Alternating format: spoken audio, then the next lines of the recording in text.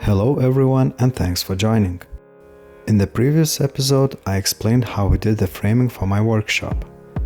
In this episode I will tell more about how we put the metal roof on, the metal siding, the trim and some basic groundworks around the building.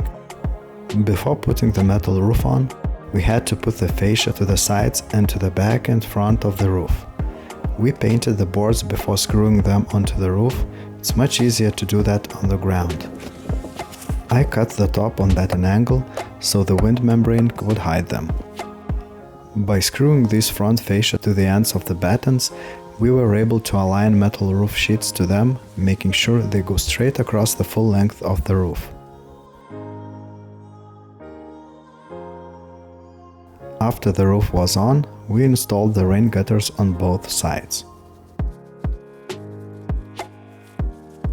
Later, we wrapped the whole frame of the workshop with a wind membrane. We also insulated the foundation with 5 cm of styrofoam and reinforced it with a glass fiber mesh and special cement mix. The styrofoam is raised above the foundation, so there is no frost bridge between the inside and the outside of the building. I am not planning to constantly keep this workshop heated, but when I will try to make it warm inside, I want the heat to stay there for as long as possible. Next, we moved to the groundworks. We put these curbs around the perimeter of the building. There will be concrete tile pavement between the foundation and these curbs, and outside of it I will sow the lawn. We asked our neighbor to help leveling these big piles of soil and sand, as it would be too much work doing it by hand. The tractor moved most of the soil, but we still had a lot of work to do by hand. As you can probably tell, there will be a parking lot in front of the garage door, about 8 meters wide and 5 meters long. It was actually not looking too promising then, but spoiler alert, we managed to sort it out. So this is how we left this workshop to spend its first winter. Well, not the whole winter, but the end of the year 2021. I had some roof insulation work to do inside the building while it was really cold outside, but I will cover this topic in upcoming episodes.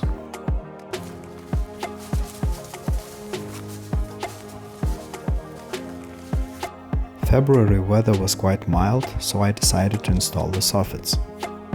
I built a scaffolding out of the remaining construction lumber and started nailing these narrow boards to the battens. These boards are also leftovers from multiple previous projects.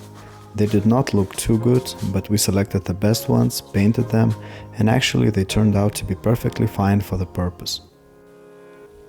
I left board ends on one side longer, because the boards on another side are covering them. By the way, I was using 18 gauge nails for nailing these boards. After the soffits were nailed above the back wall of the building, I covered all the gaps with this plastic mesh just to avoid birds and insects nesting under the roof.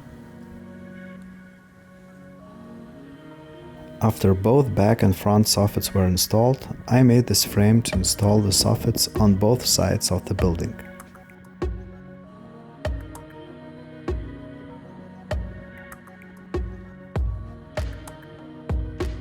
Here is the poor man's scaffolding, and here's the first 4 rows of the boards nailed to the frame. After a few days of work, I managed to install the soffits on all sides of the workshop, and actually was pretty happy with the result, keeping in mind the quality of the boards I had at my disposal.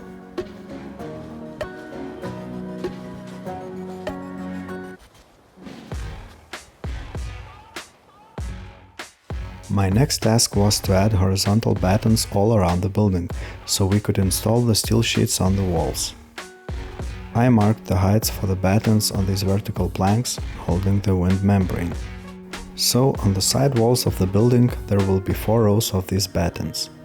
One is at the very top, which is a part of the frame for the soffits, 2 rows will be in the middle, and 1 will be installed later at the bottom above the styrofoam. I left it for later because I wanted to reinforce the styrofoam and put a steel trim prior to installing metal sheets on the walls.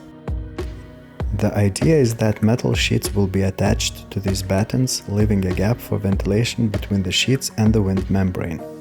By the way, on the end and front walls, the gaps between these horizontal battens are not consistent, but it doesn't matter, it will look fine at the end. You will see, I promise. As I mentioned earlier, I had to put this metal trim above the styrofoam. It was my first time doing anything like this, but it turned out okay-ish. In hindsight, I was probably overthinking it in some places actually. When the trim and the bottom batten was in place, it was time to put the metal sheets on the walls. I tried to do it alone, but it was harder than I thought. First, these sheets are quite heavy. Second, it was quite windy that day. And third, when I put the sheet on the bottom metal trim, it was scratching the trim even though it had a protective film on it. So the next day my dad came to help, and we finished both sidewalls in a few hours.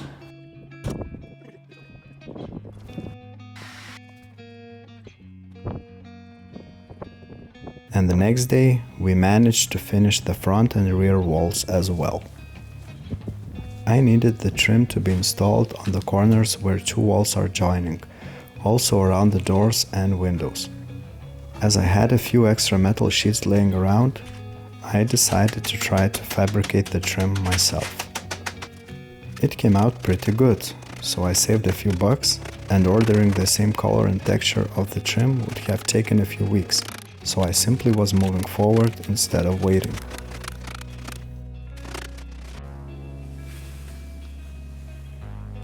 After the trim was in place, I mounted the exterior lights above the main gate and the side door.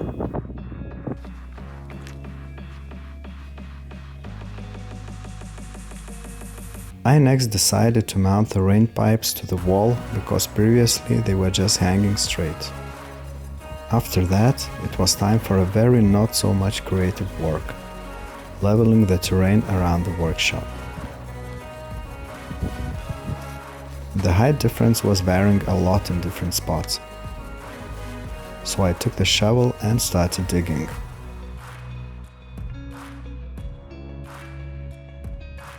A lot of elbow grease, many hours of intense work, and this looked really promising.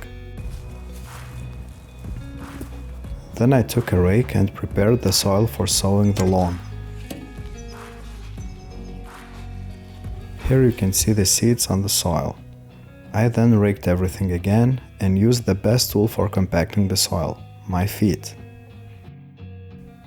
I continued leveling the soil, sowing the lawn, but as the area became quite big, I used another compacting method, which actually turned out to be really good. Then I added some soil in the lower spots, added some grass seeds, and the job was complete. It doesn't look like much now, but please stay tuned. I will show the final result in my upcoming videos. Thanks for watching this episode. Please check my previous episodes as well. I will put the links in the description box below. Cheers, have a great one!